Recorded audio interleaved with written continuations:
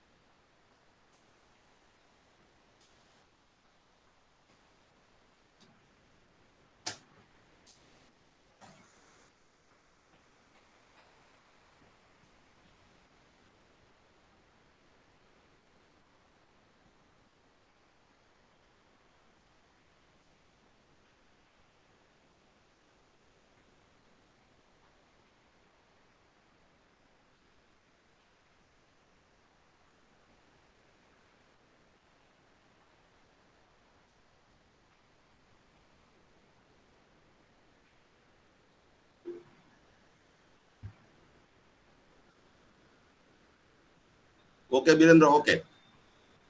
Prashant? Thank you, sir. You write down your enrollment number in the chat box.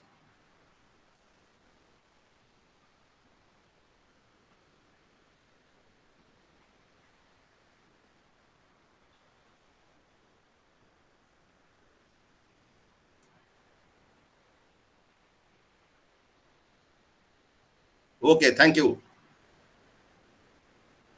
Please wait. Okay, Let sir. others join the class. Yes, sir. At sharp 4 p.m. we will start the program. Yes, sir. I found in the mail that mail which has been directed to you, there has been written 4 a.m. the timing 4 a.m. It is inadvertently written it is p.m. We are taking class from 4 p.m. to 5 p.m. Okay? Okay, sir. But it is written there 4 a.m. This is typological error. Ji. Okay.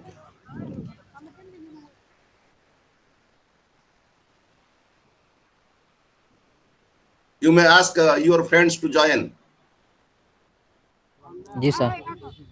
And you also tell them the joining code. The joining code. The joining code is WIK hyphen MWFN hyphen JQR. All letters are in small numbers. Again. Let them join. Help them to join. Because this is a cooperative effort. This is not a classroom, physical classroom. It is virtual classroom. And you are actually not students as per the connotation. I am not the teacher as per the connotation. I am the counselor. You are the learners. You are the learners. I am the counselor. And this process will start at sharp 4 p.m.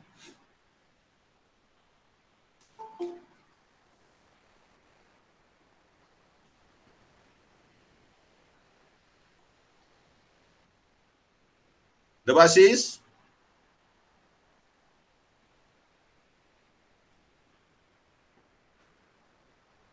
Devashish?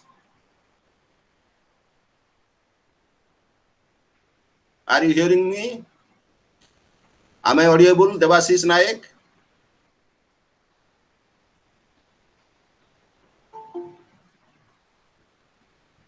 Yes, sir. Devashish, write down your enrollment number in the chat box. Yes, sir. Anisha? Anisha? Am I audible, Anisha? Anisha Das?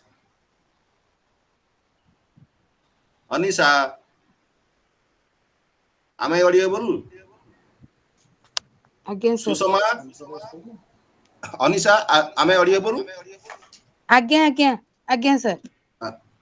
You please write down your enrollment number in the chat box. In the chat box, Enrollment. you write down your enrollment number. Again. Okay. Susama Swai, Yes, sir.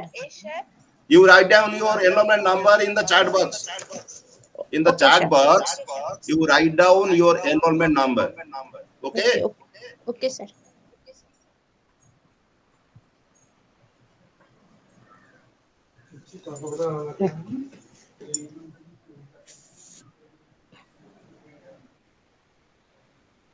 At sharp 4 p.m. Again, sir. Okay.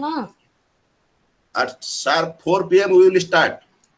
And learners, students, they will join in between. We will start the course at 4 p.m. sharp. Okay. Rona Malik.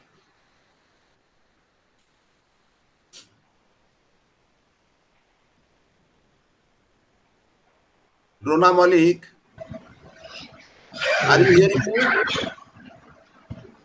Rona Malik. Hello, Babu. Again.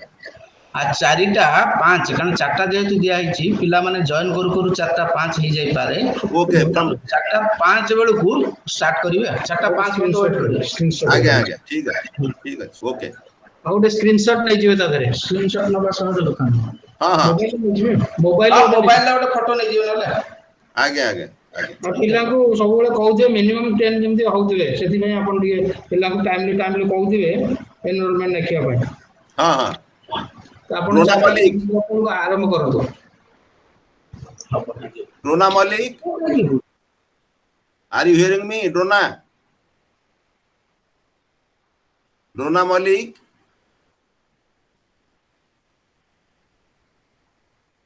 रेखामणि Pradhan are you hearing me Rekhamani Pradhan Yes, sir. Good afternoon, sir. Okay, good afternoon. Write down your enrollment number in the chat box. In the chat box, write down your enrollment number. Yes, sir. Rona Malik, are you hearing me? Rona Malik, are you hearing me? Am I audible to you? Rona Malik. Rona Malik, am I audible to you?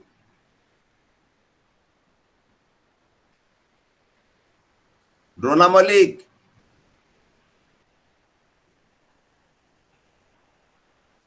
There may be some problem. Again, sir. Hello. Rona Malik. Again, sir. Write down your Again, sir. Hello. Write down your enrollment number in the chat box. Okay. Write down your enrollment number in the chat box.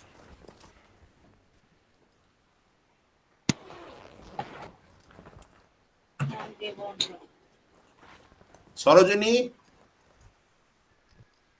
Sarojini.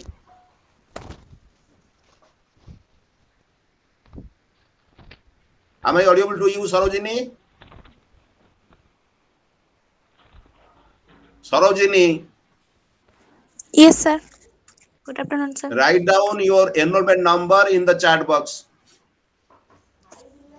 Write down your enrollment number in the chat box.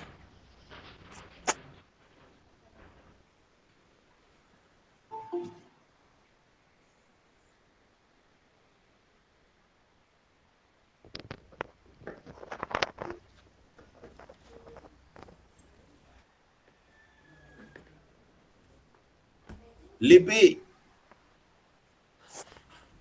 Lipi. Jatin. Lipi.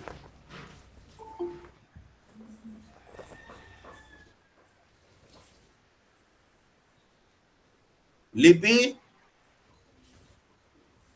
Jatin. Yes, sir.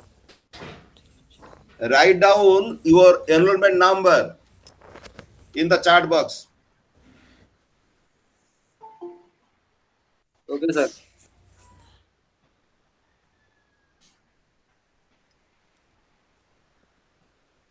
Lipi.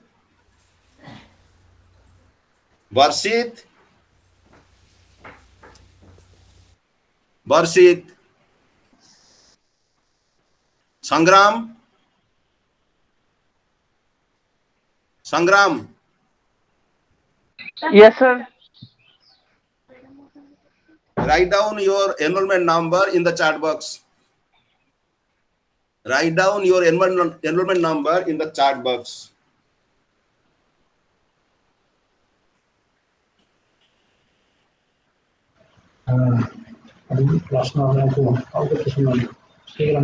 Lipi, Lipi, Lipi. Admit Yes, karo. Write down your enrollment number in the chat box. Varshit. Varshit. Yes, sir. Write down your enrollment number in the chat box. আমরা host আমি বা সেই ইয়ে করছেন আমি host সে host দুজন host আছেন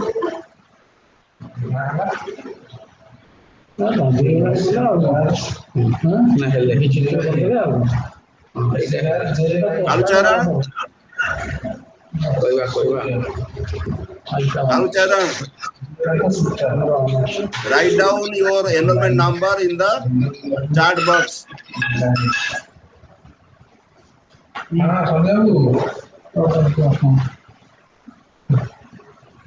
ଆମେ ଦେଖିନୁ ଟିକେ ବ୍ୟସ୍ତରେ ଅଛି ଦେଖିବା କଥା ହେବା ରାତି କଣ ହେଇଛି Kumar Vijay. Kumar Vijay. Suryakant ବେଟ Write down your enrollment number in the chat box. ସବୁ ସେଇ କାମ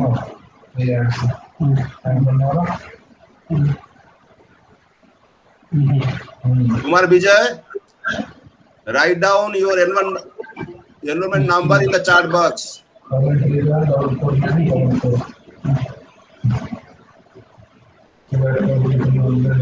আলোক জি Ji. I will start. Start the program. now you start your class. Okay. During also when the class is going on, the people also try to join. Okay. So you join them, and in between you may address in general. All the participants are requested to write their enrollment number in the chat box. Chat box. Okay. After 30 minutes of the class, now you start your class. I am over you start your class. Okay. Yes, it's nice. You give yourself introduction also. Okay. Now we will start the class. Student learners, good afternoon. I am Dr. Alok Kumar Rai. I am your counselor for this day. I belong to Kendrapada district. I am a senior lecturer in political science in a government-aided private college situated nearly 8 kilometers away from Kendrapada town. And since 15 years, I am counseling students of IGNO, student learners of IGNO since 15 years, both at the UG level and PG level. And you know that this is a counseling class, and we have been allotted 1 hour for completion of 2 units. And you all know, and also I hope you all have received the email where it has been stated that today we will discuss about the course contents of block 1. Course content of block 1. And this course, this paper, you may say paper, is BPSC-101. Take your notebook and also pen. If possible, write down what I am saying. Afterwards, it will be easier for you to pinpoint main things, the crucial things. In BPSC 101, the paper is understanding political theory. We will take 6 classes, 6 counseling classes to complete the whole course. Today, in block 1, named as Introducing Political Theory. Hello?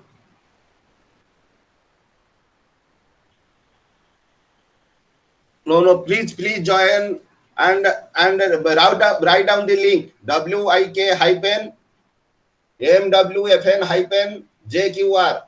All are in small letters. Okay. Join, please join. In block 1, the topic is Introducing Political Theory. Are you taking notes? Yes, sir. Okay. Yes, sir. Okay. Take notes because it will be beneficial for you.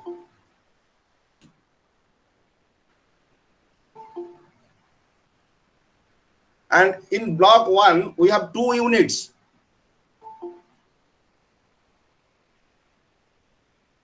In unit 1, we have what is political theory and its approaches. In unit 2, we have what is politics. Within this topic, we have study of state and power. Okay.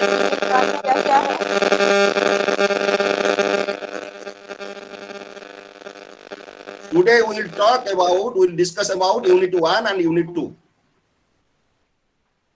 Let us start the business.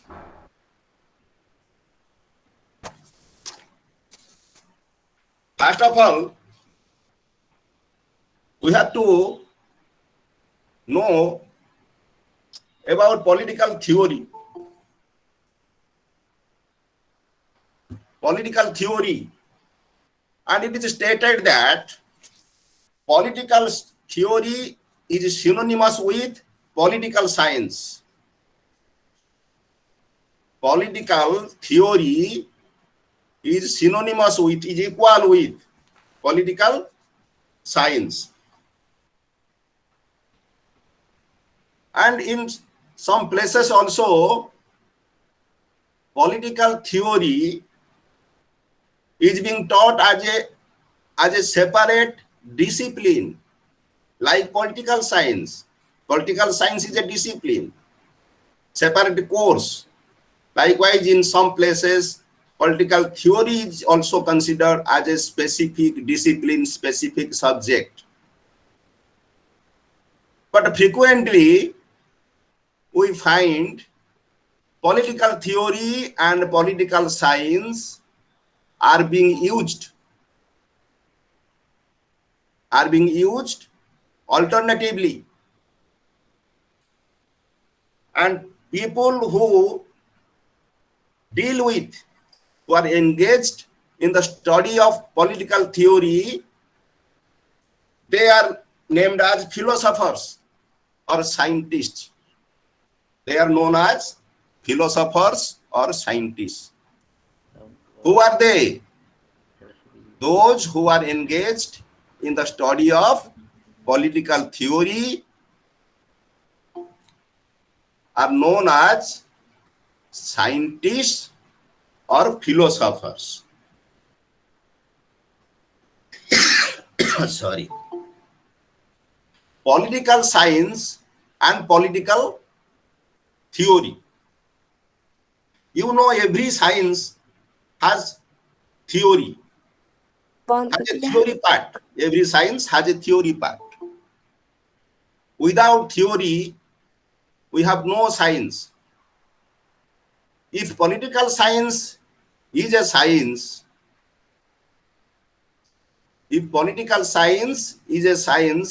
then its theoretical part is political philosophy. Okay? If political science is a science, then political theory is the theory part. Because without theory, how can we talk about science? In this way, political theory and political science are related. Somehow they are related. Inversely or otherwise, they are related. Students, those who have not written their enrollment numbers in the chat box, please write down. Please write down your enrollment number in the chat box. Now, we will discuss about the definition of political theory afterwards. First of all, I will try to clarify some similar words or similar connotations which are being used along with political theory. How political theory is different from those terminologies. First of all, look at political. This is political philosophy. Political philosophy provides us questions such as what is. Political philosophy gives us answers regarding what is justice, and also it deals with other concepts like the distinction between what is and what ought to be. This is political philosophy. And political philosopher is a theorist. Every political philosopher, you may write down, every political philosopher is a theorist, but every political theorist is not a political philosopher. That means political theory has a larger scope than political philosophy. Do you understand? Political theory has a larger scope than political philosophy. Likewise, we may distinguish between political thought and political theory. What is political thought? Political thought includes thought of the whole community. That includes the writings and speeches of the articulate sections. Political thought includes the writings and speeches of the articulate sections such as professional politicians, political commentators, society reformers, and ordinary persons of a community. This is political thought, and we find political thought in the form of political treatises, scholarly articles, speeches, government policies and decisions, and also poems and prose that capture the anguish of the people. This is political thought. You may write down in short what is political thought. Political thought includes both writings and speeches of articulate sections such as political professional politicians, political commentators, society reformers, and ordinary persons of a community. Am I audible? Am I understandable? Yes, sir. Okay. Yes, sir. Yes, sir. Okay, tell. Am I audible? Yes, sir. You are audible. Yes, sir. Okay. And political Yes, sir. thought, political thought and political theory, they are related. And political thought includes those theories that attempts to define political behavior and values. Values means values of a society. Values, value, it is not monetary. Values, the social weightage which are prevalent in our society, social values, prescriptions. Political thought includes theories that attempt to explain political behavior and values, to evaluate it, to examine it, not only values to evaluate or examine it, but also methods to control it. This is the lofty idea of political thought. That means political thought includes theories. Includes political theories. Likewise, we may also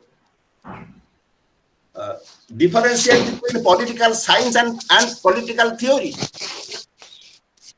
We may distinguish between political science and political theory. What is political science? What is political science? You may write down. Political science is that part of social science. Political science is that part of social science which provides verifiable generalizations. Verifiable generalizations means descriptions,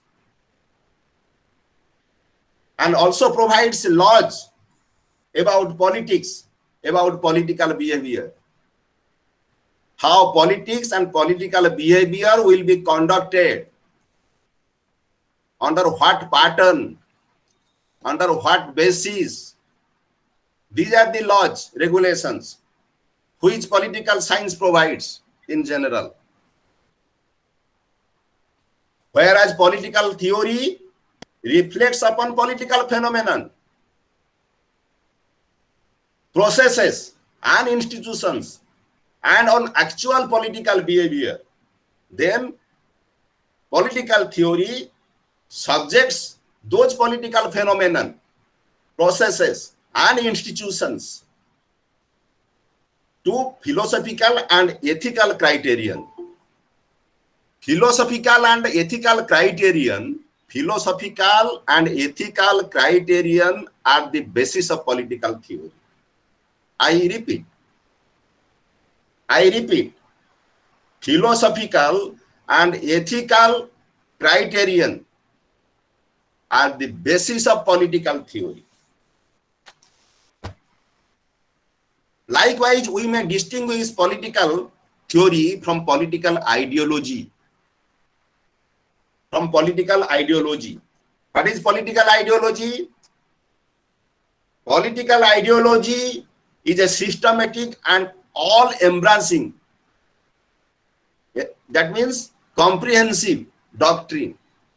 Political ideology is its scope is vast, its jurisdiction is vast, and it embraces, it captures many doctrines which attempt to give a complete and universally applicable theory of human nature and society.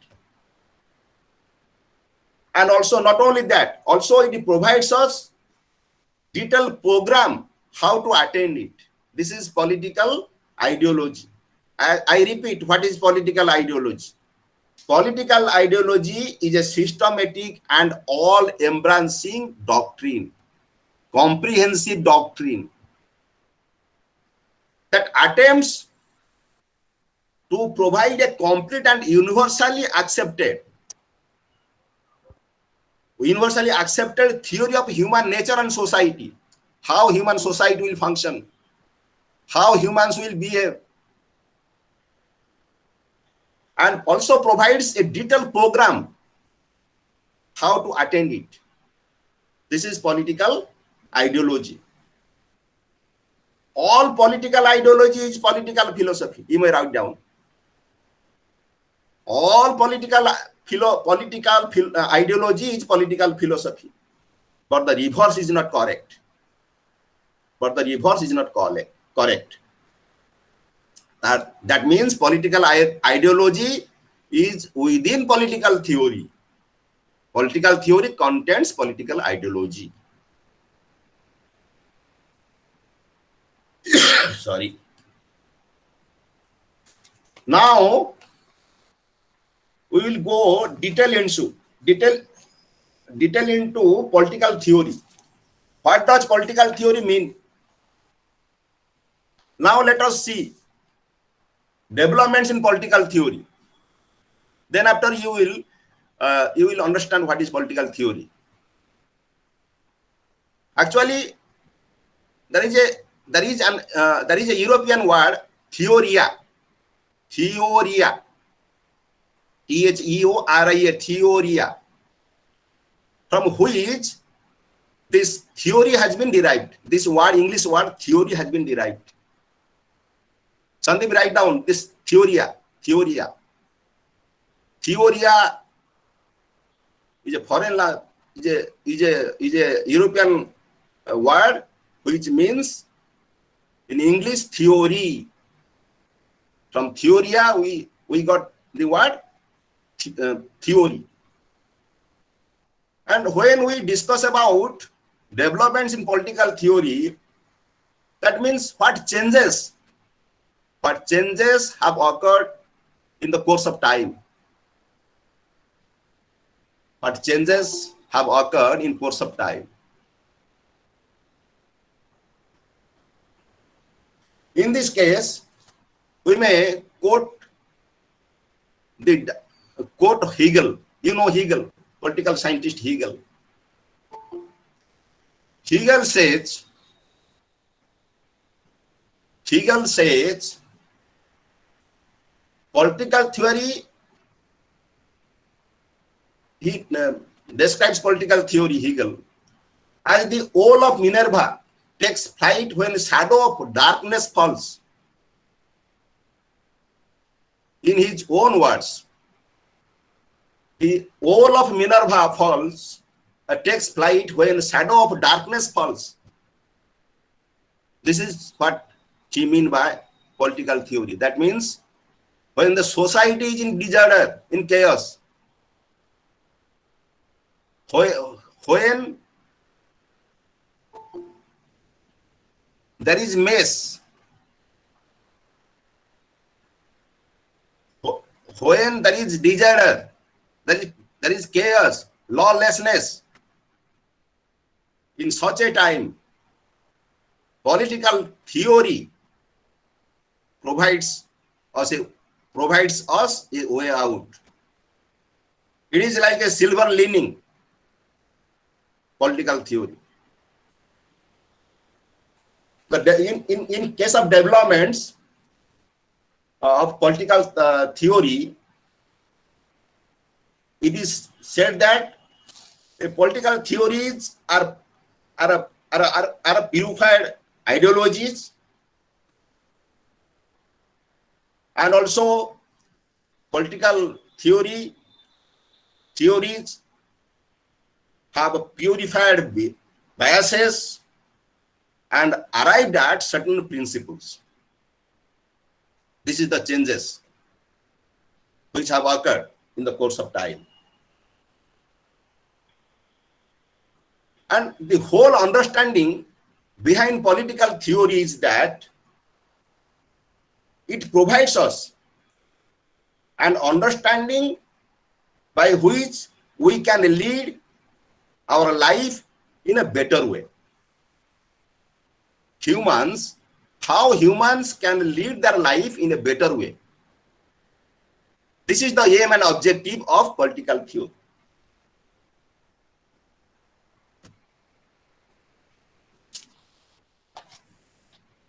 And in case of political theory, we have a vision by which a political theorist, he or she could think not only about the problems at hand, the current problem, but also beyond that.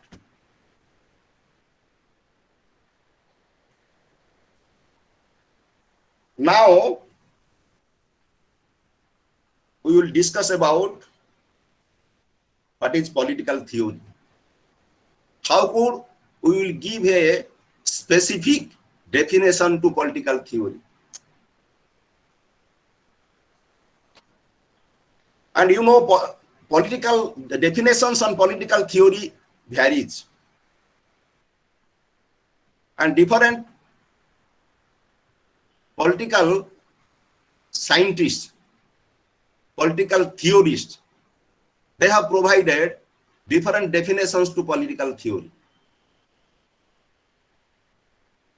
But I will tell about the definition on political theory given by Sabine.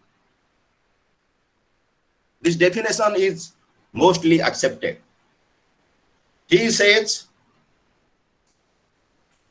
in political theory, we find characters which are factual, causal, and the valuational. Three things. Sabine says, in case of political theory, which has characteristically contained factors like three factors. Political theory contains three factors. One, factual, there should be facts. Causal, something happens when someone pushes something, another thing happens. This is causal. Low pressure brings rain. This is causal. Likewise. And valuational. Valuational means the value of the society ought to be, what should be. This is value. Every society has its own value. And there are also certain universal values to which we all pay our homage, pay respect. This is the definition of Sabain. Three things are there in the definition of Sabain. Another definition we may discuss. This definition is given by Hecker, H-E-C-K-E-R, Hecker. Sabain, the spelling is S-A-B-I-N-E, Sabain. Hecker says, political theory is dispassionate and disinterested activity. Hecker says, political theory is dispassionate and disinterested activity. Dispassionate means a political theorist should not mix his own ideologies, his own values, while he is engaged in the study of political theory. This is dispassionate. And disinterested, that means staying outside, not being involved, staying outside. What we are observing impartially, not being a part of the problem. We are observing, we are analyzing. These two things which Haeckel said about political theory are very important. Political theory is dispassionate and disinterested activity, but it aims at providing us a good life. It aims at provide us a better life.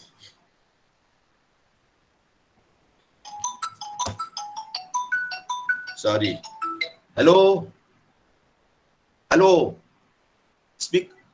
Pranam, speak quickly. I'm taking the class. Speak quickly.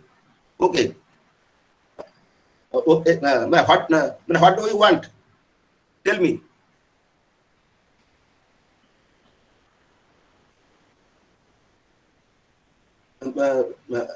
You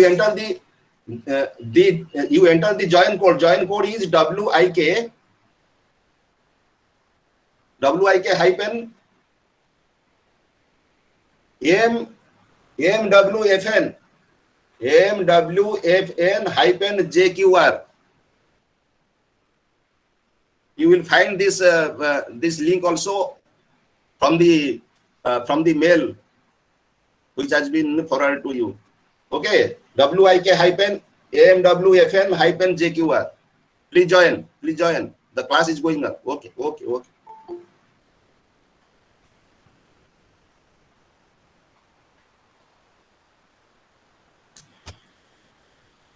Now, we know what is political theory, how political theory is different from other connotations like political ideology, like political theory, like political political thought, like political science, political philosophy. Now, we will talk about why some political scientists, they said that political theory is dead. Why political theory is dead?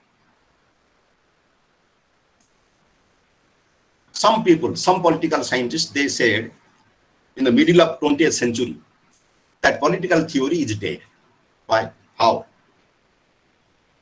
Because to them, the classic tradition of political theory, by and large, loaded with value judgments, what ought to be, what should be. And that value judgment, value criteria is beyond the inspection of empirical testing. Empirical testing means scientific testing. Empirical testing means scientific testing. EMPIRICAL.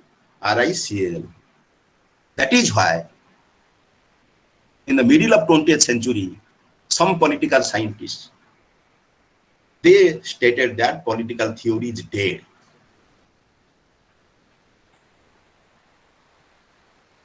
And again, some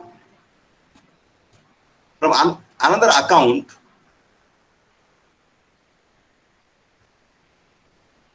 it is known that in political theory there is historicism, much emphasis on historicism, the historical analysis. That historical analysis to some political scientists is unnecessary. That is why political theory is dead. This is another cause why they said that political theory is dead.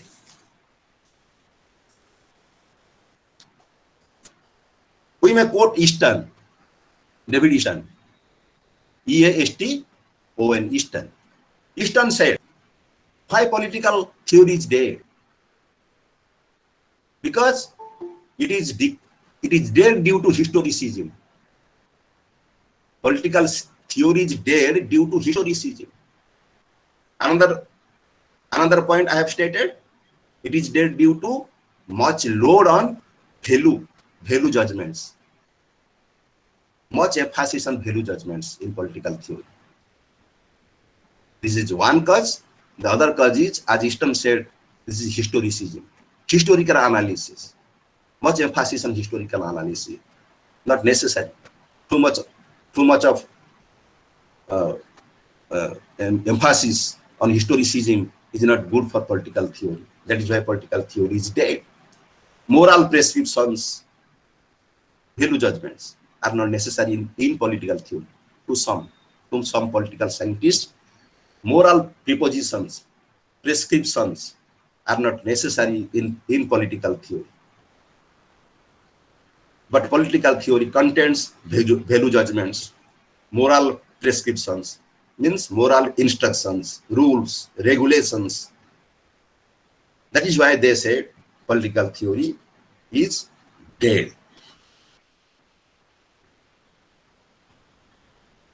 But some other political scientists, okay, tell me what you want to know. Okay, listen me. You open your Google Meet, then enter your join code. Join code is WIK-AMWFN.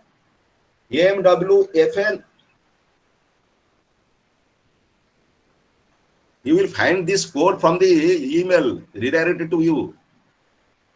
WIK-AMWFN.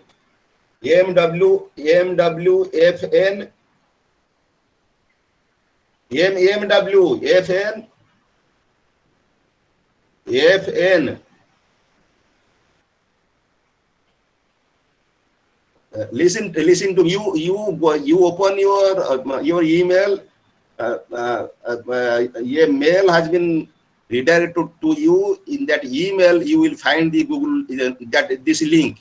This link is WIK-AMWFN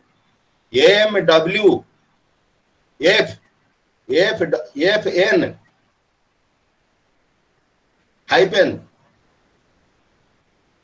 JQR. This link you will get from the email that has been sent to you.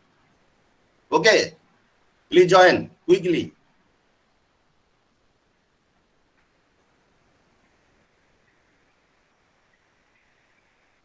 Okay.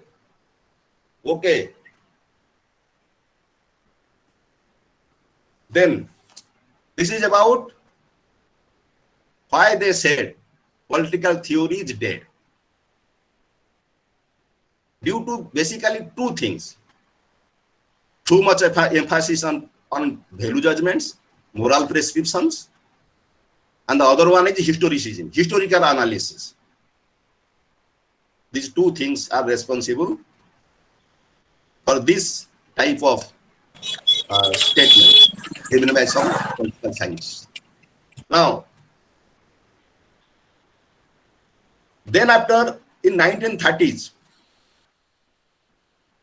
some political scientists, they have revived political theory. They have revived political theory. One among them is Lasswell, Lasswell, Lasswell. He tried to establish a scientific approach to political theory, a scientific empirical approach to political theory, by which human behavior can be controlled, by which we can arrive at a solution to different problems being faced by our society. Lasswell provided scientific color to political theory. Other political scientists like Ardent, Theodore Adorno, Marcuse, and Leo Strauss, they all tried to establish political theory as a science. All of them, they rejected political messianism and utopianism in politics. What is utopianism? Abstract thinking, utopia. Utopia, utopia. Abstract thinking. Thinking that has no reality, no base, no foundation. These political scientists, they outrightly rejected utopianism in political theory.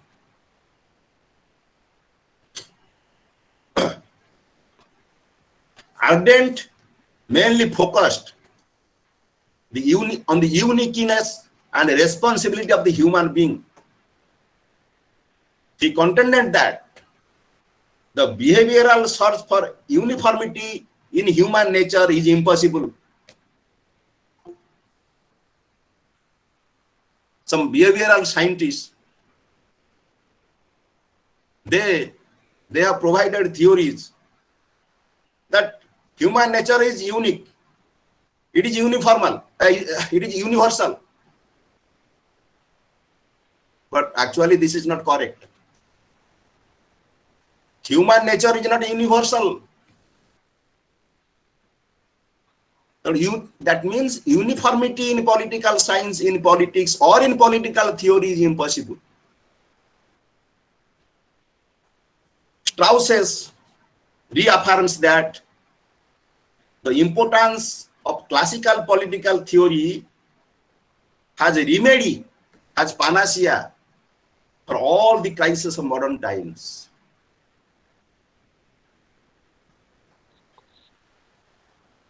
And a political philosopher, a theorist, is primarily interested in knowing truth, in analyzing truth, in searching truth, in arriving at truth.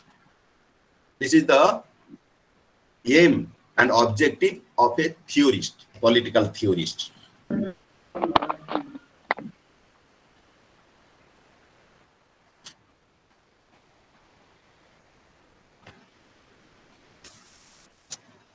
Behavioralism, this is another school of political science, behavioralism.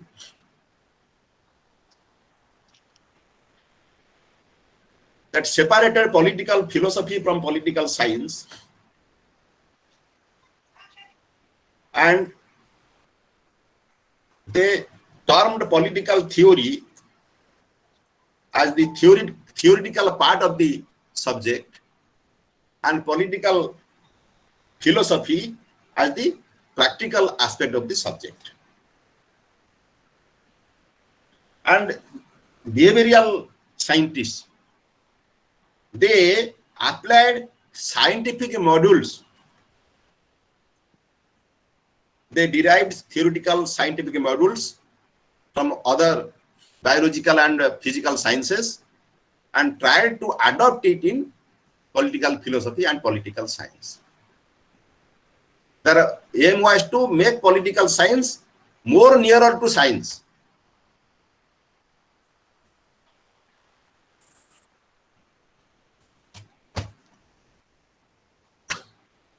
But we cannot actually neglect normative issues.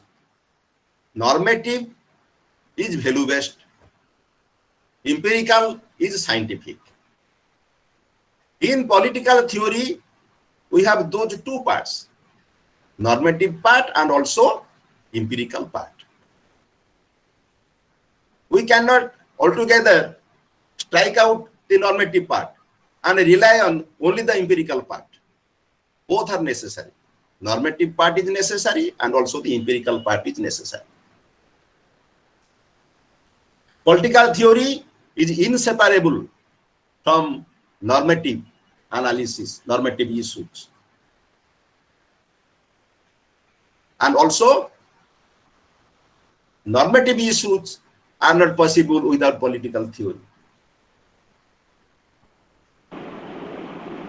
And political theory is an experimental science of the right order. At both level, at the individual level and also at the society level. It is an experimental science of the right order. You may write down, political theory is an experimental science of the right order, both at the level of the individual and also at the level of the society. This is all about political theory. Now approaches to political theory. Approaches means from which point of view we are analyzing political theory. There are several approaches to political theory. You may write down, one is historical approach, other is a normative approach, the third one is empirical approach. I am saying again, there are several approaches to the study of political theory.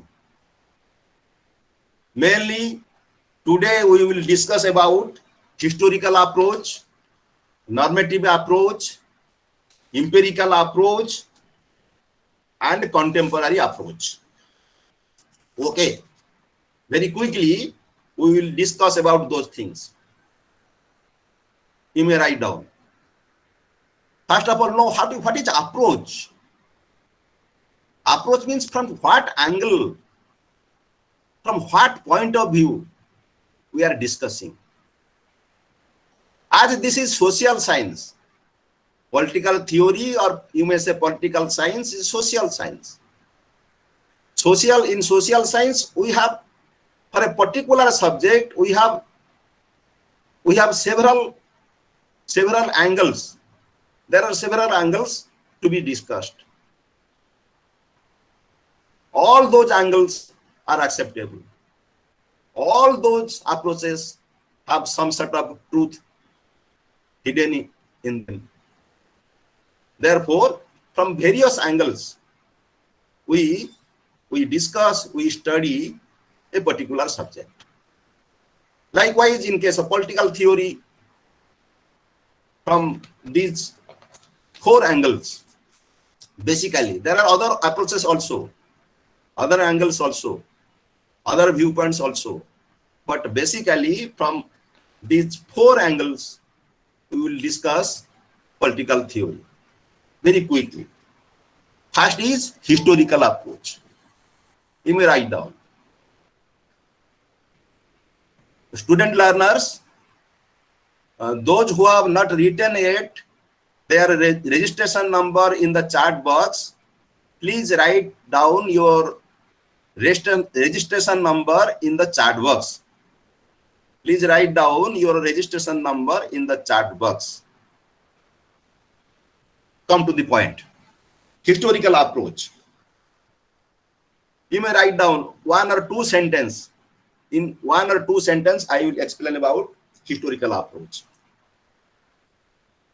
In historical approach, there is theory building. In historical approach, there is theory building basing on insights and resources from history. History is the basis. Basing on historical events, historical facts, historical evidences. When a political theorist builds a theory, this is known as historical approach. And you all know that history is the root and political science is the fruit. This is historical approach. That means when theory building is constructed on the basis of insights and resources, facts, figures, evidences from history. And Sabine is one of the main exponents of this historical approach to political theory.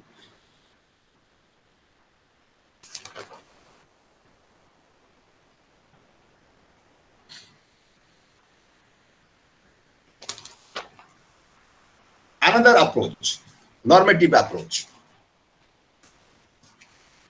As the time is very short, I am just teaching you quickly because we have to cover 2 units. Normative approach. The second approach to political theory is a normative approach. Normative approach is otherwise known as philosophical theory, also ethical theory. Normative approach is otherwise known as philosophical theory and also known as ethical theory. This approach is based on the belief that this world and its events can be interpreted in the term of logic, purpose, and ends with the help of the theories, institution, reasoning, insights, and experiences. I am telling you again, then I will explain. Normative approach. Hello. Namaskar. Tell me quickly. What do you want? Tell.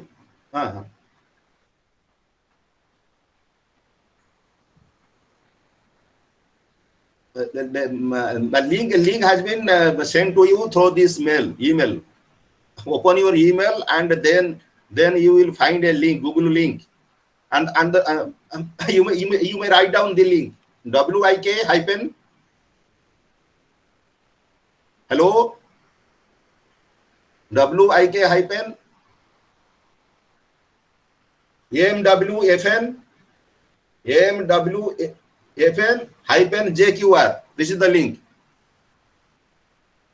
This is the link. Please join quickly.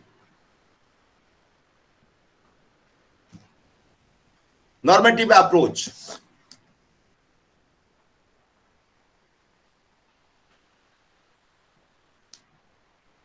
Normative approach. In case of normative approach, the events of the world and its events can be interpreted in the terms of logic, purpose, and ends with the help of the theorist, institution, reasoning, insights, and experiences. Here, what happens? A theorist, a political scientist, interprets the world and its events in a logical way. And that interpretation has its own purpose, its own end, but this purpose and end are intertwined with the theorists, the political scientists, institution, reasoning, insights, and experiences. That means if myself is a political theorist, political scientist, if I am analyzing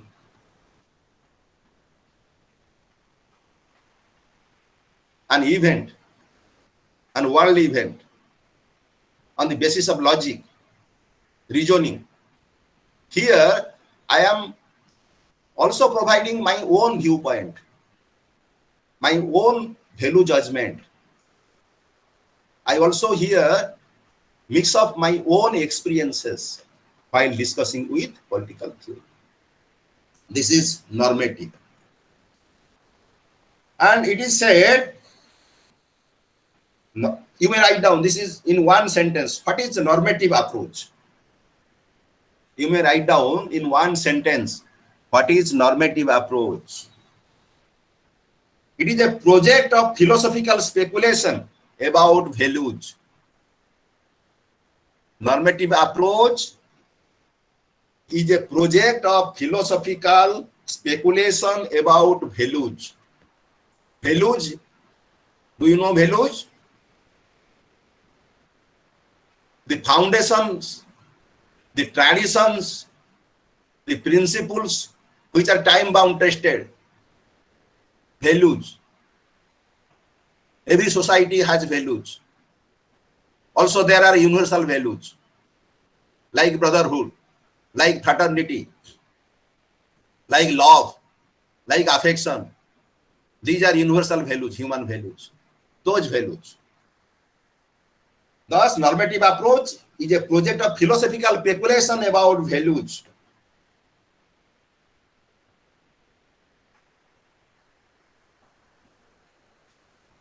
Now, Leo Strauss, political scientist, he strongly advocates about normative theory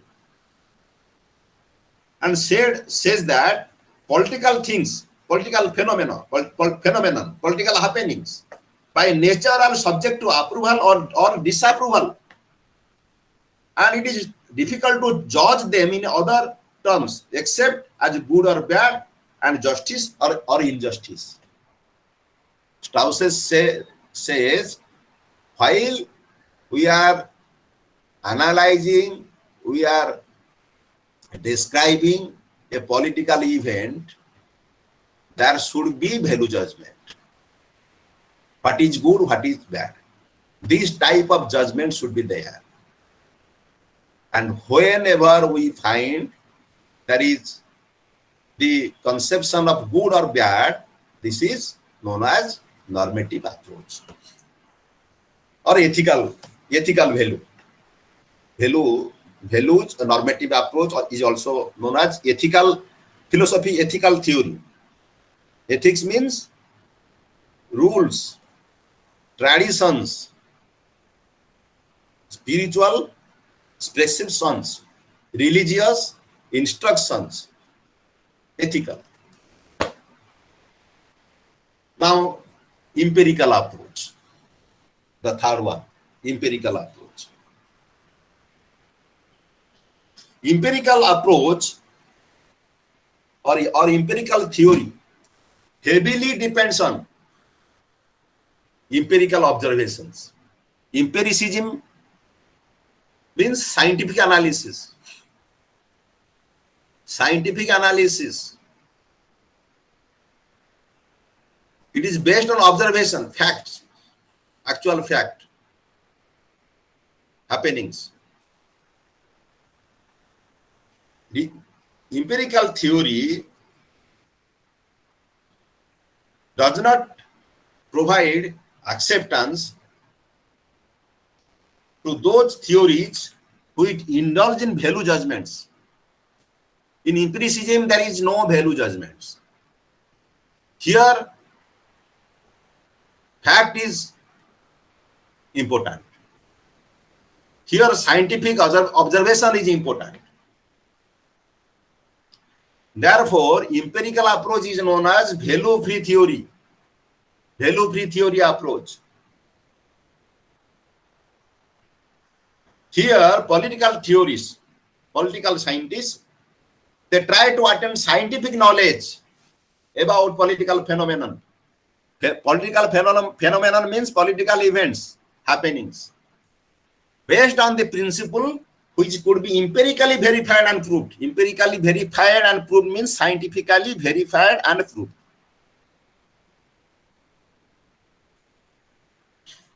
This is empiricism or empirical approach. The last one, contemporary approach. In contemporary approach, it is very much difficult to combine, to say in nutshell what is contemporary approach. Within contemporary approach, there are many approaches. There are many approaches within contemporary approach. And contemporary approach mainly, it is a reaction against the established traditions in theory, and it put the emphasis on enlightenment like a reason and science, to which all traditions in political theory were tied. In contemporary approach, we will find there is emphasis on reason and science mainly in contemporary approach, both reason and science. Reason means conscience. And exponents of contemporary approach, they set out new principles to understand and imagine the new social and political universe. Therefore, to some they are this is known as postmodern tradition. Within contemporary approach, we have different viewpoints, and basically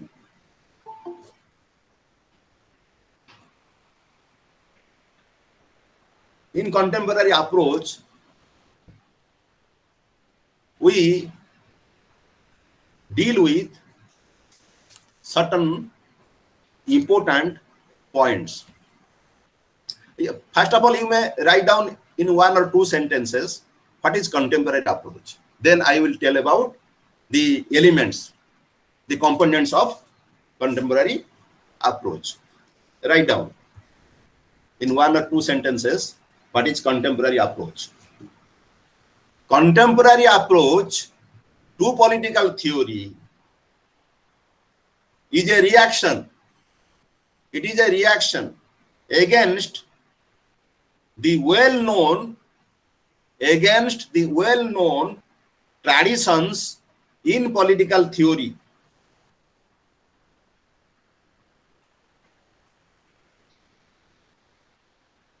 And put emphasis on enlightenment like reason and science, and put emphasis on enlightenment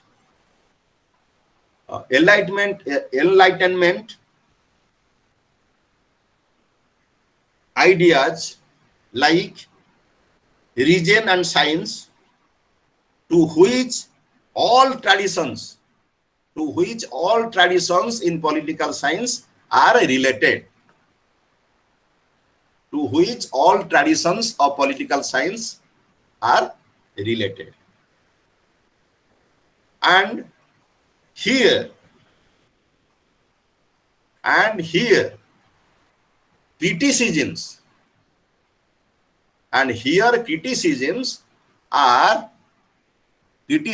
are accepted cordially. And here criticisms are accepted cordially. This is what about contemporary approach. This is one type of reaction. And here we will find not only facts and figures, also criticisms. And here reason and science, both reason and science, get emphasis, get importance. Come to the point. Within contemporary approach, we have several elements. One element is opposition to universalism. Contemporary, you may say these are the characteristics of contemporary approach. These are the characteristics or features of contemporary approach. One is opposition to universalism. Contemporary approach vehemently, strongly opposes universal principles in political analysis, in theorization, in politics. It opposes standardization. Because if we will only appeal to universal principles, then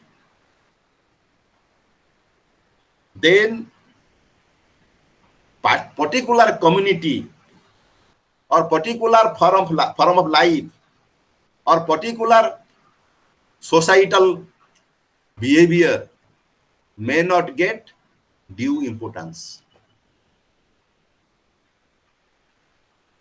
Therefore, the first characteristic of contemporary approach is it opposes universalism. The second characteristic, the second feature of contemporary approach, this is critical against grand narratives. Grand narratives. Which are grand narratives? Liberalism and Marxism. Liberalism and Marxism are grand narratives. Contemporary approach is cynical to grand narratives.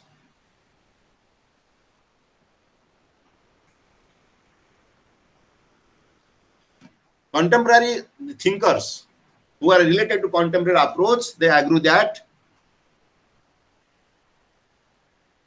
there is nothing like an objective pre-given reality or an objective social good which can support such good grand narratives and their designs. Which are the grand narratives? Two things, liberalism and Marxism. These are grand narratives, and contemporary approach is cynical about these narratives, these liberalism and Marxism, because in Marxism, both in Marxism and in liberalism, we find there are objective pre-given reality. There are objective social good, pre-written, pre-instructed. Therefore, contemporary approach criticizes these grand narratives. Another feature, positivism.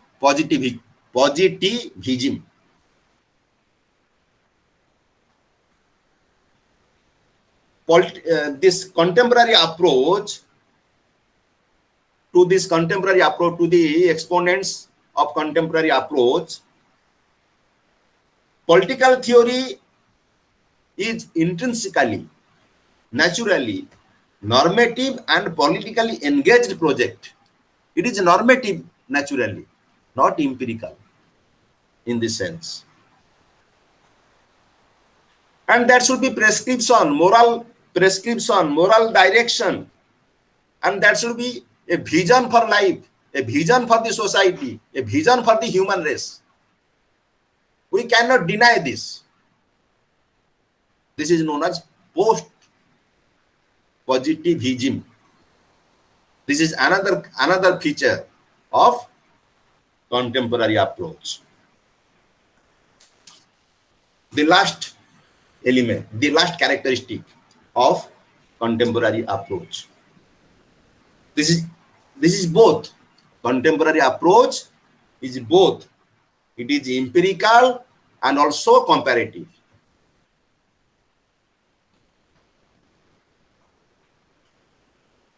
Here we find comparative and empirical inquiry, both comparative and empirical inquiry.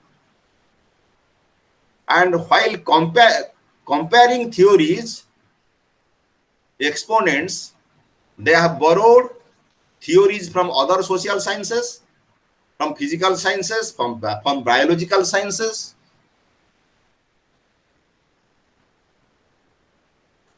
They also tried to make political theory a normative one. At the same time, tried to establish political theory as an empirical one. On empirical basis, that means on scientific basis. On a normative basis, that means based on value judgments. And again, on comparative basis, we can discuss, we can analyze, we can talk about the reality of society and politics. They have combined everything. Here you will find comparative analysis.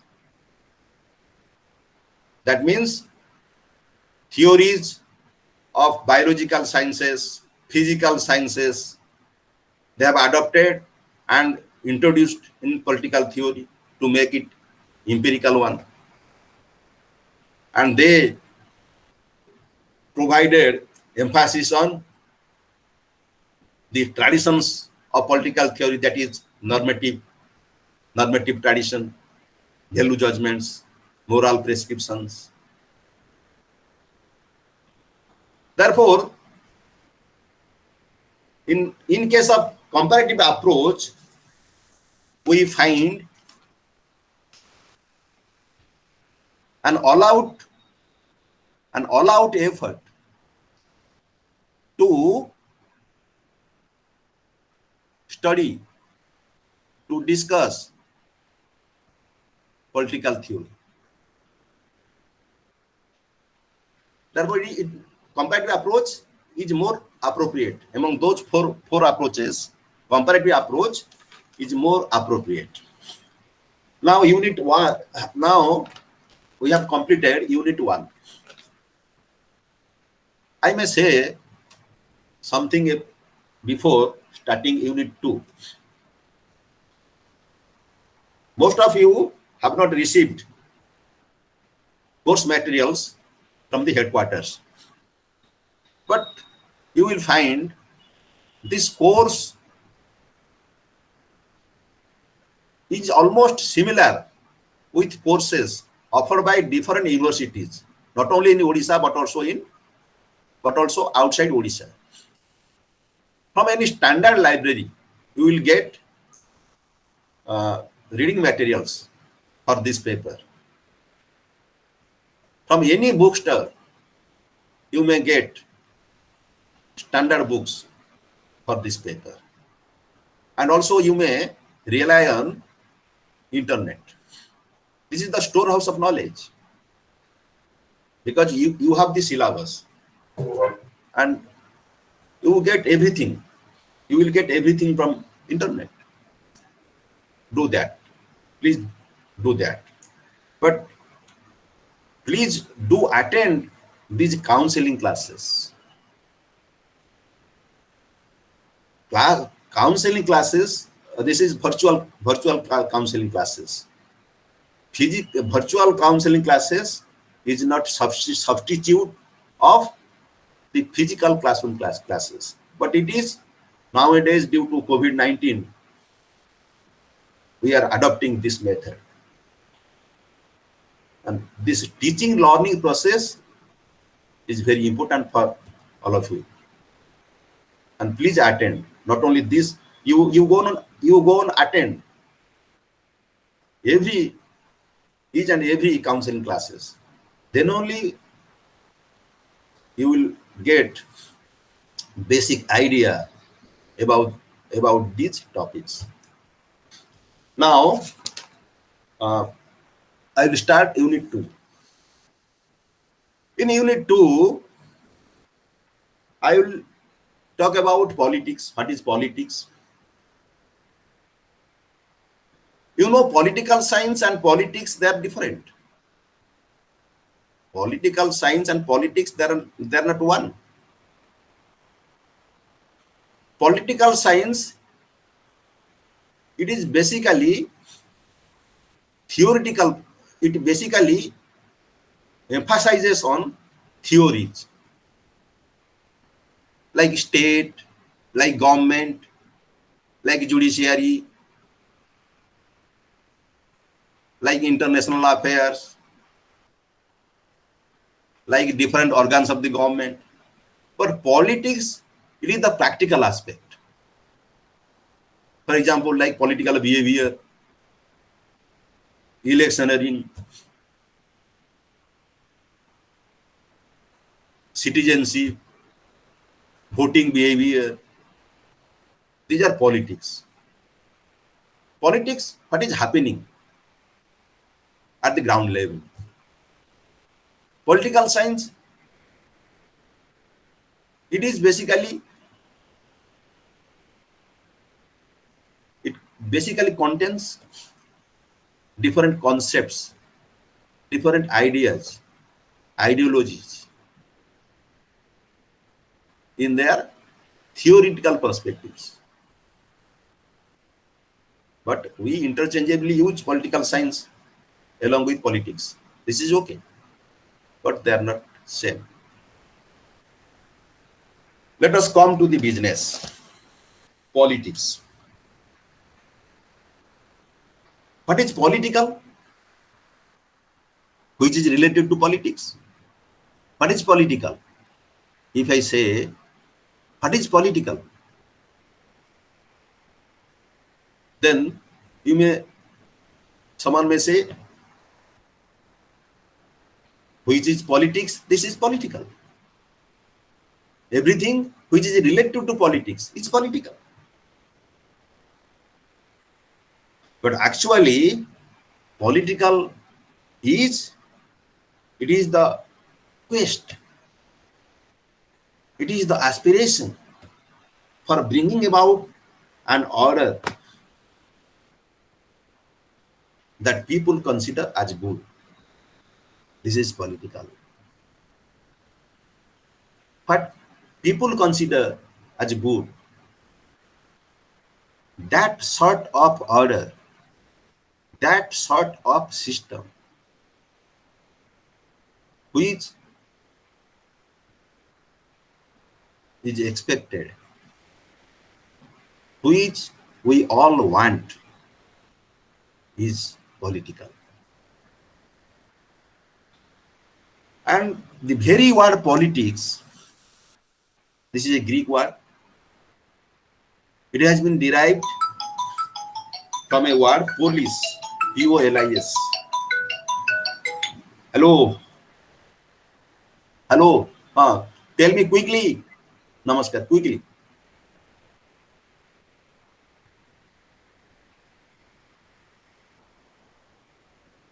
No. I am in a class. I am in a class. I am just teaching. I am just counseling political science. You may talk to me after 5 p.m. Okay. Hello. Hello. Hello. Hello. शीघ्र टे कौन तुम class रे अछि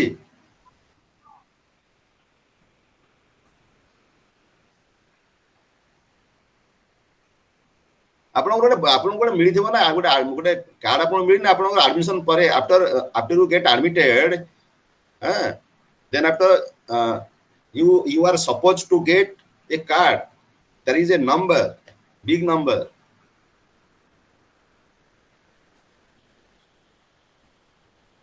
Okay, you just write down your name and also your the name of your study center. Okay. Okay.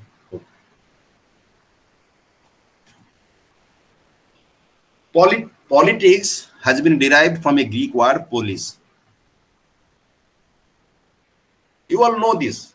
Polis, P-O-L-I-S, polis. Polis means city states. City or state? Both city and state.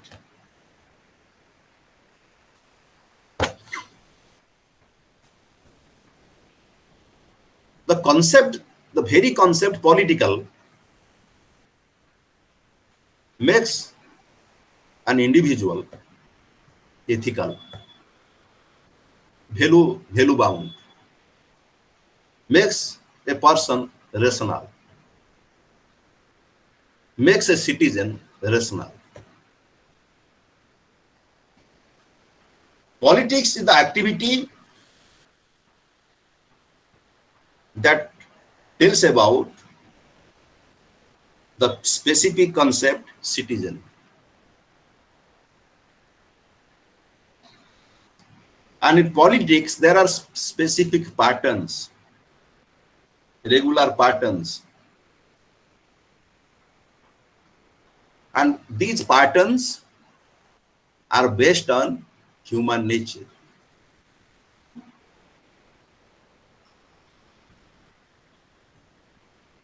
In bygone days, in Greek city-states,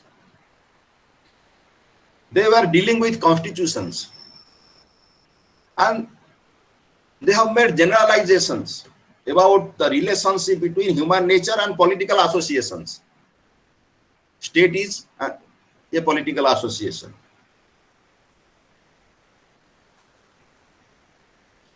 And they have, if you look at Aristotle provided a cycle of government. A cycle of government. Recurrent cycles. How monarchies tend to degenerate into tyranny. Then tyrannies are overthrown by aristocracies. Then again aristocracies degenerate into oligarchy. In oligarchy rule, there is exploitation. Therefore, oligarchy rule is overthrown by democracy. Then again democracy degenerates when there will be mobocracy. Therefore, a strong or powerful leader, he or she will establish himself or herself as a monarch, and the cycle begins all over again. Started from monarchy and again ends with monarchy. This is the cycle. This is the cycle of government provided by Greek political scientists. And in case of polity, what is polity? Aristotle said polity means in a system of governance where some elements of a democracy are found. In a polity is a system of governance where some sort of elements of democracy are found, and this polity is the best type of governance. Polity is the best type of governance according to Aristotle.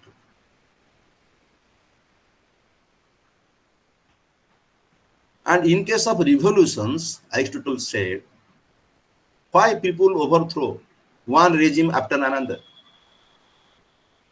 Monarchy, then comes aristocracy. After aristocracy comes oligarchy. After oligarchy comes democracy. After democracy comes monarchy.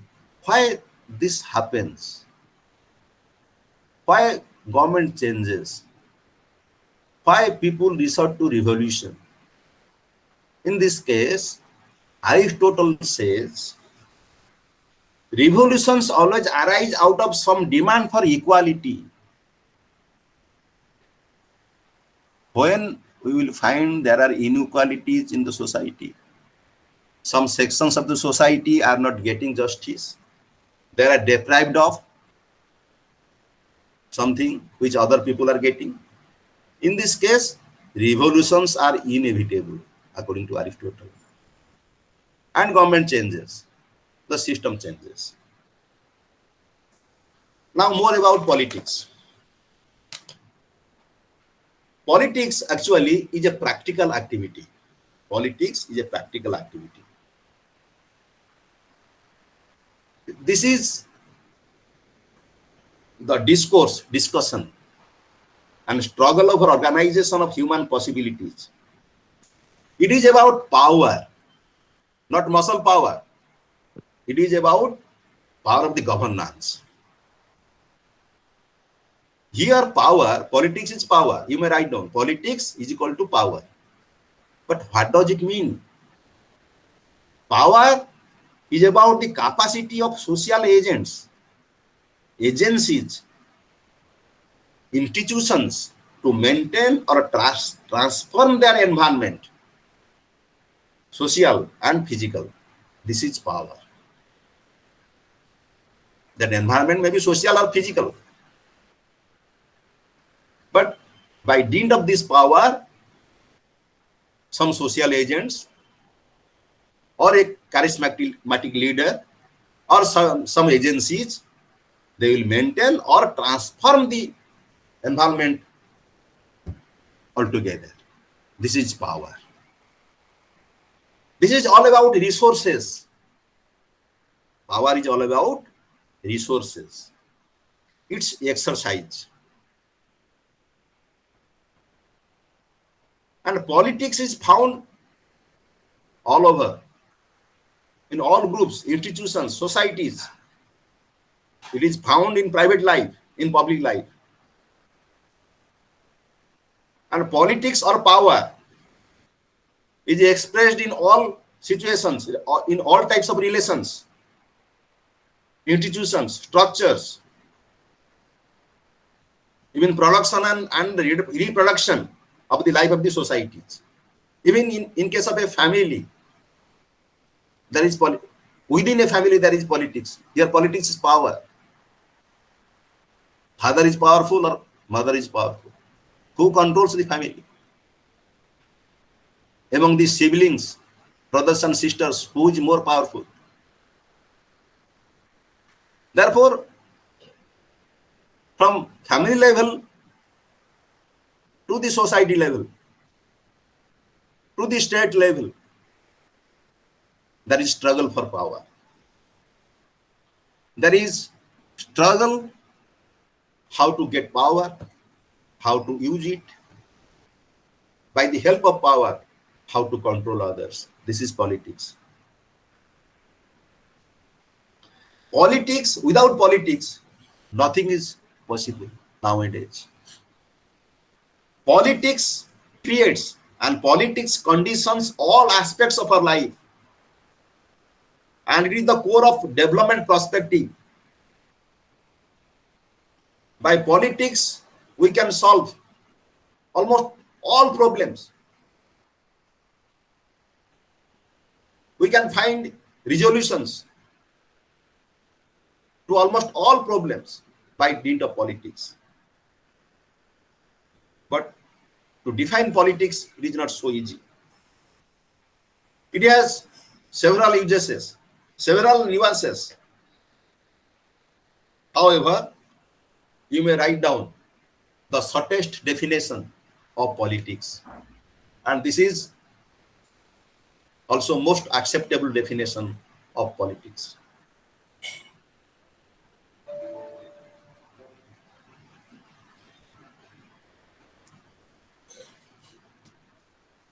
You may write down.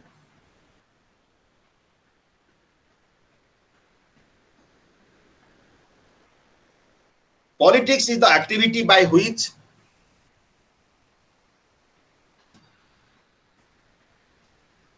groups, politics is the activity by which groups, each binding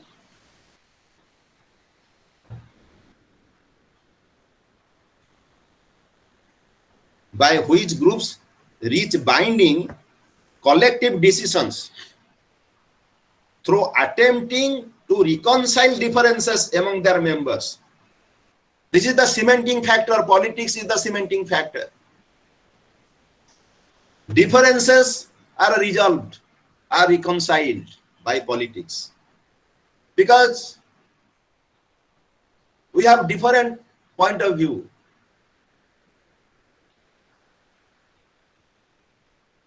We have different outlook to a particular problem, to a particular issue. These different outlooks, different viewpoints can be reconciled, can be resolved by politics.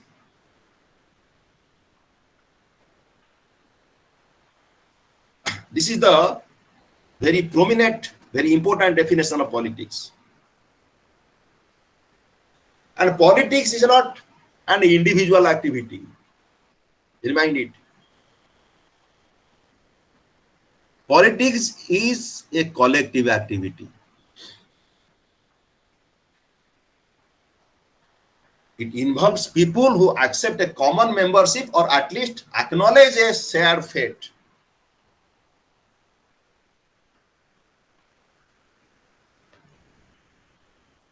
Politics presumes an initial diversity of views. If not about goals, then at least about means. Regarding goals, there may not be much differences, but there are differences in regards to means. Politics involves reconciling, resolving such differences through discussion, deliberation, persuasion. Discussion, deliberation, persuasion are important means of politics. Communication. Communication is central to politics. Political decisions become authoritative policy for a groups, binding members to decisions that are implemented by force if necessary. Once a decision is taken, this has to be implemented. And if force is required, then force will be applied. This use of force here is acceptable, because unanimously decisions have been taken.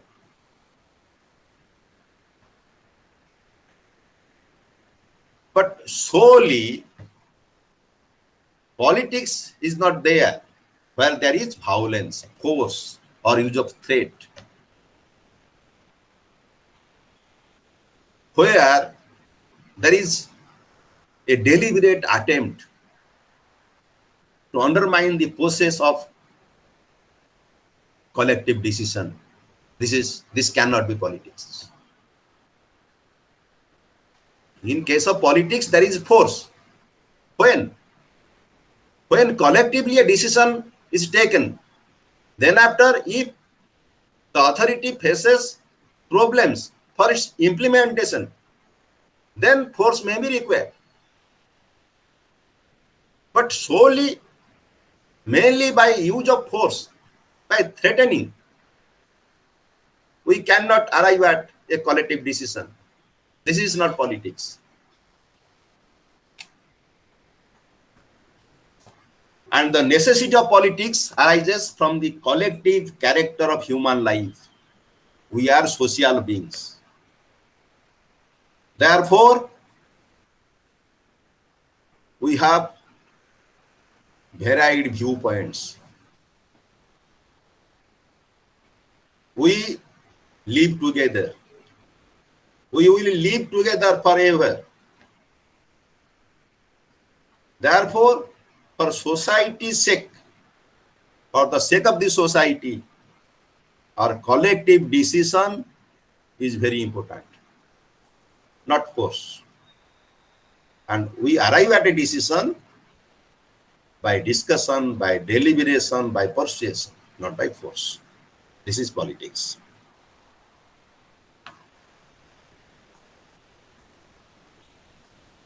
Sometimes politics is used to criticize some pursuit of private advantage in the disguise of public interest.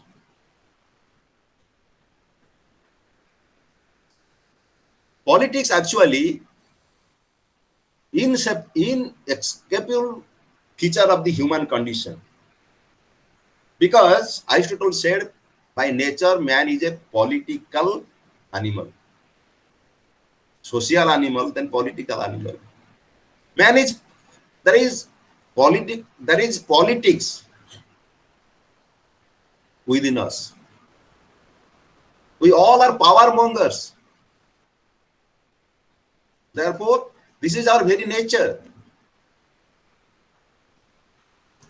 And we live in a group that must reach collectively at a decision about sharing resources, about relating to other groups, and about planning for the future. Because, you may write down, this is a short sentence, politics is part of our fate. Politics is part of our fate.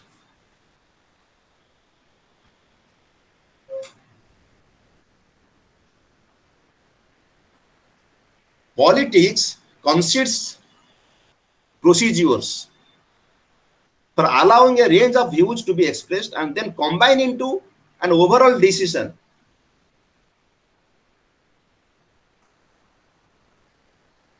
Therefore, Sivine, a political scientist, he points out, political action may be interpreted as a way to work out rationally the best common solution to a common problem.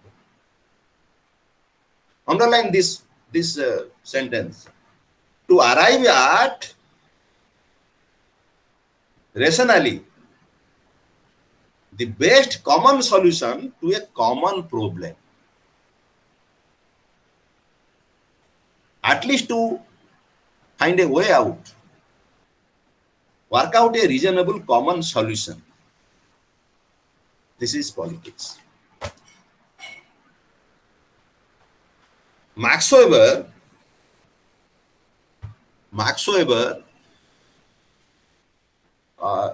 in his famous lecture, hello, हाँ मुक नहीं चार्जी sir 5 sir ना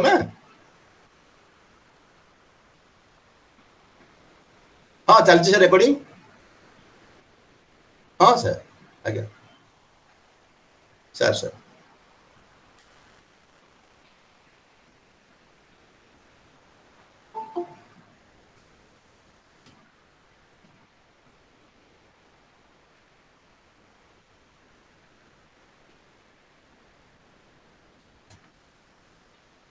Max Weber in his famous lecturer of 1918, Politics as a Vacation, provided a very good concept of politics. He stated that politics is extremely broad-based and comprises many kind of independent leadership in action.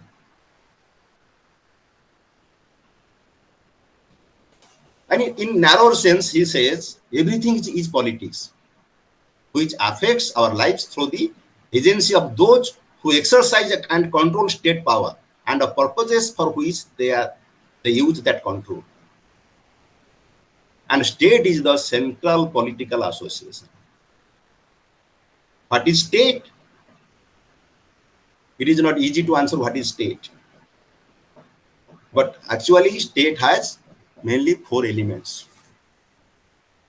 One is geographical entity. One is geographical entity.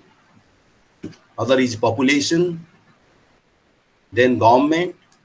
Then sovereignty. These are the 4 elements of a state, which constitute a state.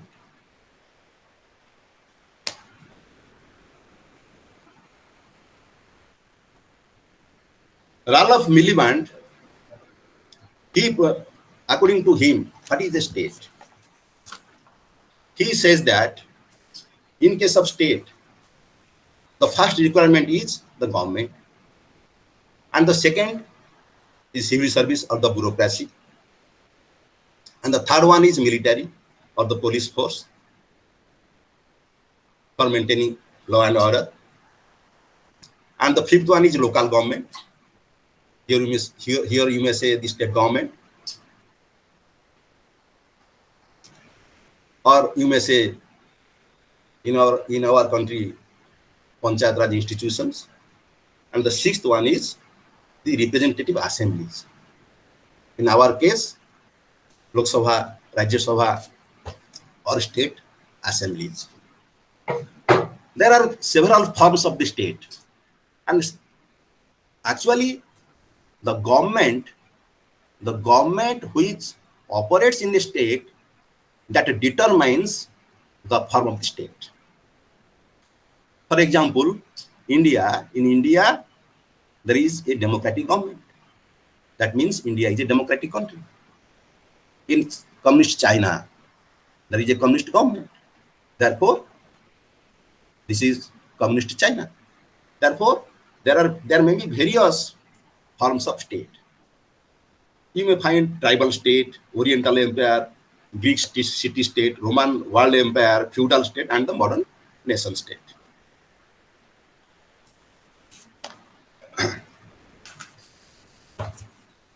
Max Weber,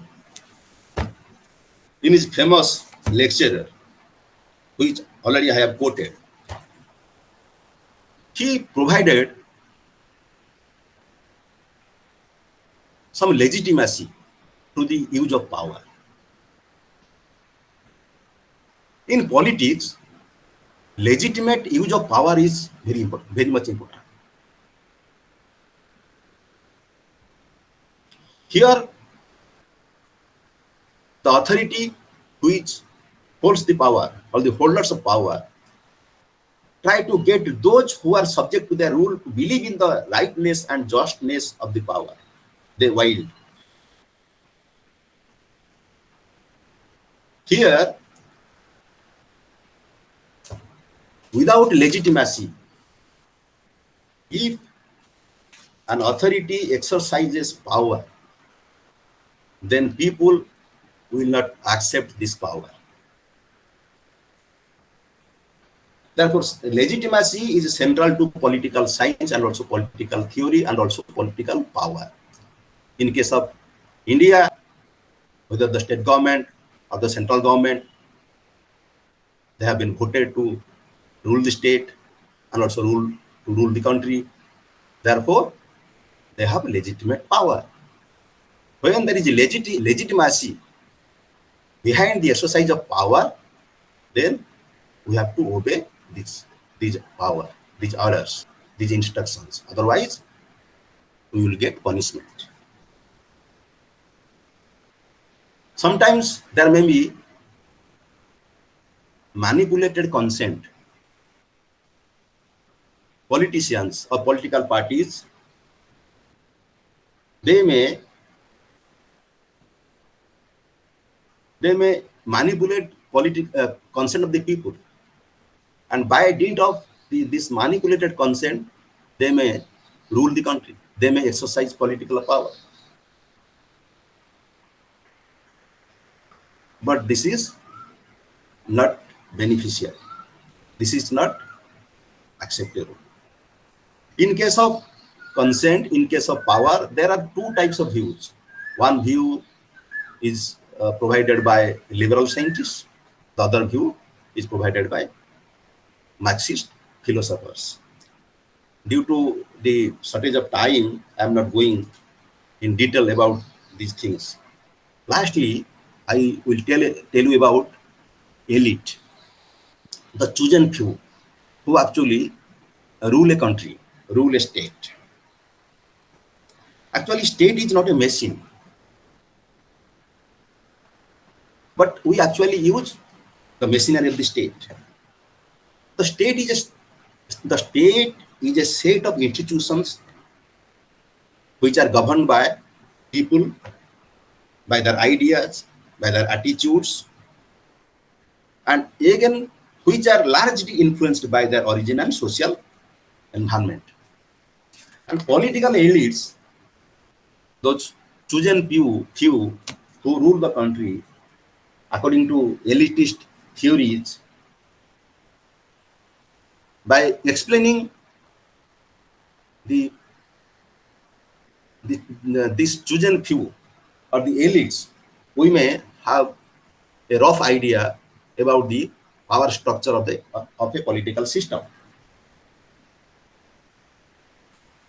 These elitist theories, they accord the highest importance to the composition of the state elites. A state, the nature of the political system can be explained vividly, clearly by an analysis of the elite, that ruling minority, which captures the political apparatus. And this depends on their talents and abilities to become leaders.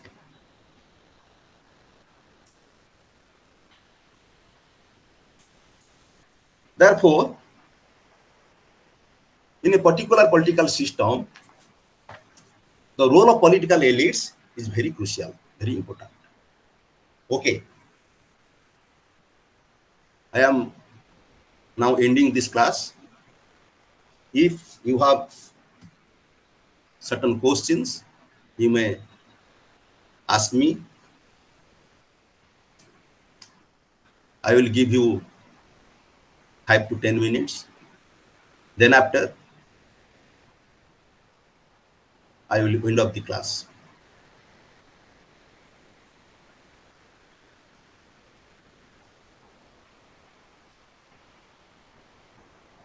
Come on.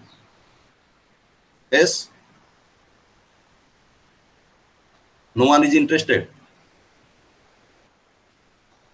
Yes, sir.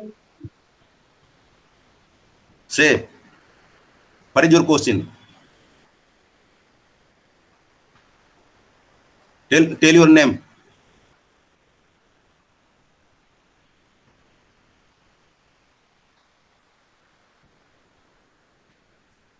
Tell your name. What is your name and what is your question?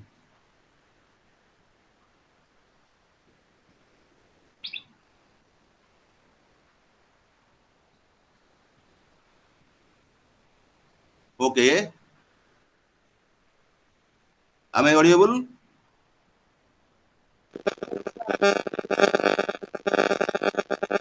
Okay.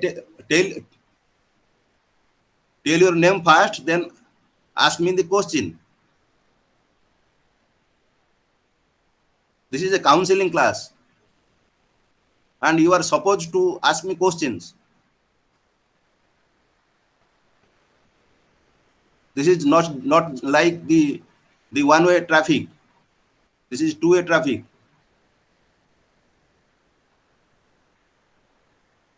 Okay? Tell something about the class. How far you have grasped the course content?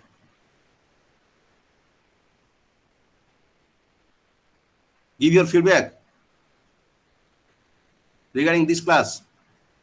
Okay? Lina, give your feedback. Yes, sir. Tell your name first, then Tell something about the class.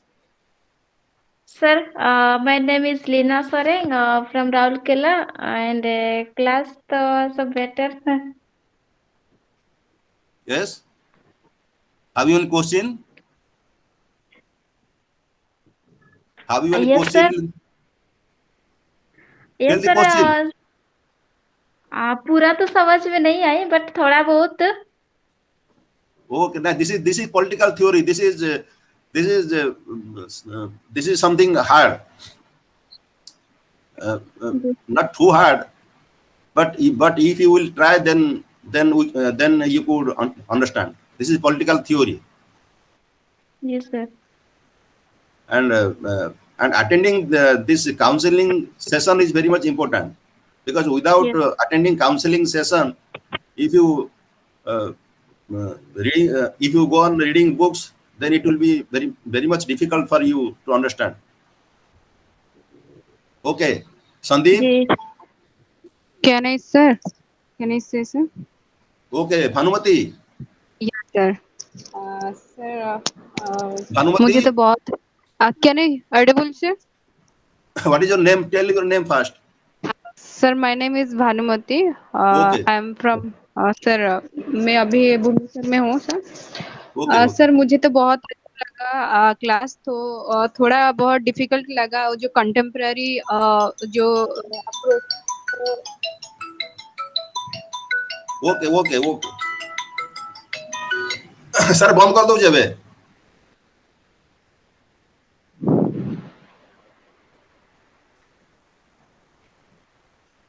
Okay sir. Yes Bhanumati. Yes sir, this contemporary approach बहुत थोड़ा like मुझे बहुत hard लग रहा था, थोड़ा difficult हो रहा था समझने के लिए. Tell me that, then I will answer. Sir थोड़ा बहुत मुझे समझ में नहीं आया जो कंटेम्प्रेरी जो आपने समझाया कि जो मैं ऑडिबल. या सर वो कंटेम्प्रेरी अप्रोच जो आपने डिस्क्राइब किया 4 point, historical approach and second more normatical approach and empirical. another more empirical approach and last one contemporary approach. So that only my मुझे थोड़ा सा difficult लगा समझने के लिए last one point, the fourth point is okay I am telling again, explaining again contemporary approach. I am telling again contemporary approach. Contemporary approach contains viewpoints of different political scientists. Okay. And to put all those ideas in one heading, this is contemporary approach. It is very much difficult. But you may, at this stage, you may just know that this is a reaction. This is a reaction against empirical approach. Reaction against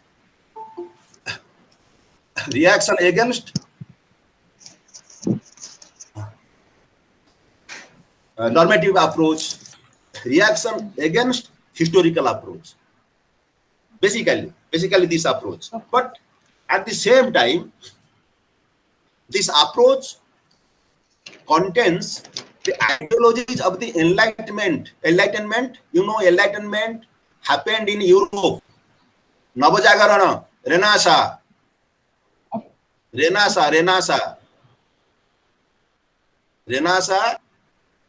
that means Navajagarana, enlightenment, which the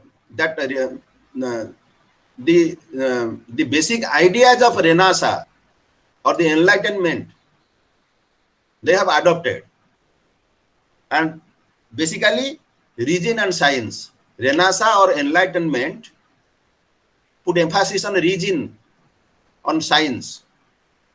Contemporary approach brought these things from Renasa, and also at the same time political scientists who are exponents of this approach, who are the experts of this approach, they accept both normative approach and empirical approach, even comparative approach. But they are not against criticisms. They are not against criticisms. This is in a nutshell, in short, contemporary approach. Then, in contemporary approach, there are basically on 4 points. On 4 points, we can discuss contemporary approach. And those 4 points, you may treat them as characteristics or features. Okay? Okay, Bhanumati? Yes, sir. Yeah. Okay. The first one is opposition to universalism. This is one of the features of contemporary approach. What is universalism? Human pattern, human behavior is equivocal. Human behavior is the same all over the world. Human attitude is same all over the world. This is universalism. Actually, this is not true. Is it true? Human behavior, human attitude, can we treat human attitude, human behavior of all people living in this world as equal? No. Yes or no? No, sir. No. Different. Yeah, different. That, that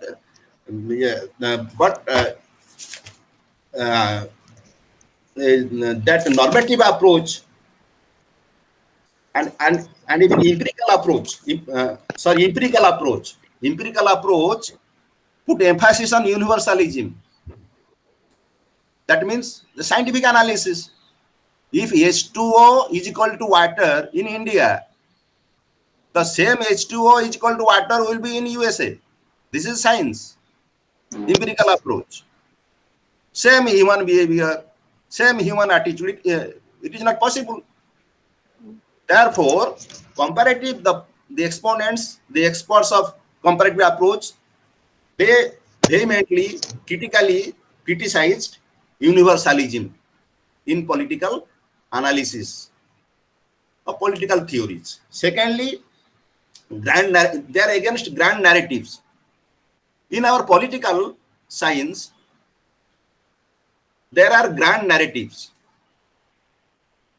Initially, now you just remember 2 things. Grand narratives includes 2 political discussions. One is liberalism, other is Marxism. Liberalism and Marxism, they are known as grand narratives. And contemporary approach, they vehemently criticize these grand narratives. Because in grand narratives, in liberalism, in Marxism, what we find? Their objective pre-given reality, something is written. For example, the classless, the stateless society of Marxism, already written, already calculated, pre-designed. In case of liberalism, in liberalism, freedom, individual freedom, it is there in liberalism. But individual freedom, its extension, how much freedom, how we will relate the freedom of an individual with that of the authority of the state. There are many questions, unsolved questions, but they have pre-planned, they have pre-designed their theories. But in case of humans and human society, there should not be any pre-designed concepts, pre-designed given reality. Because the society is changing, humans are changing, statecraft is changing, the governance is changing, the relations between states also changing. That is why they have criticized the grand theories. Third is post-positivism. Post-positivism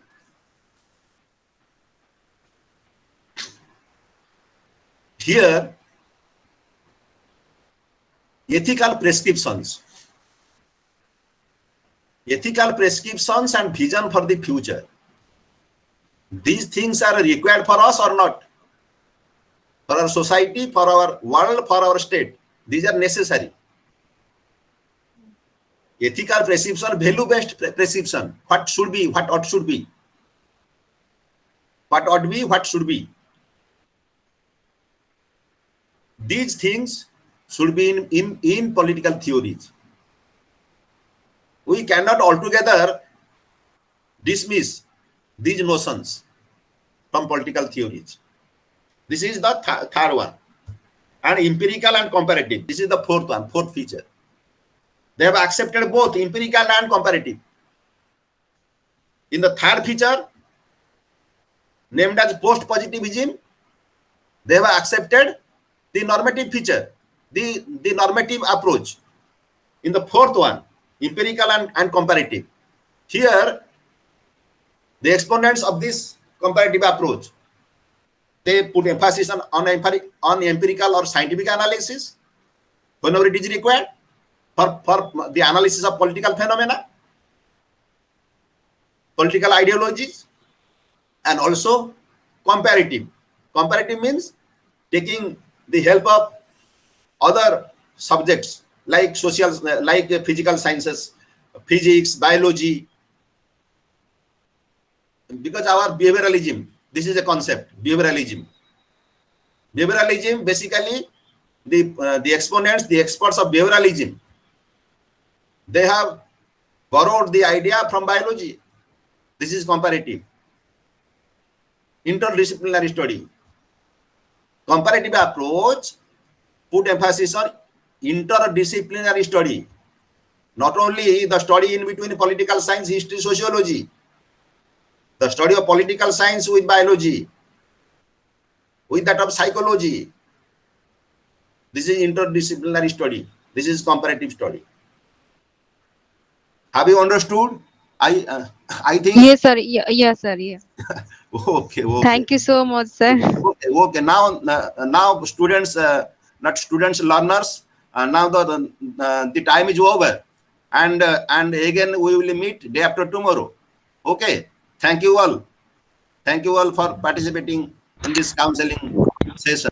Thank you. Thank you, sir. Thank you, sir. Thank you, sir. Thank you, sir. Thank you, sir.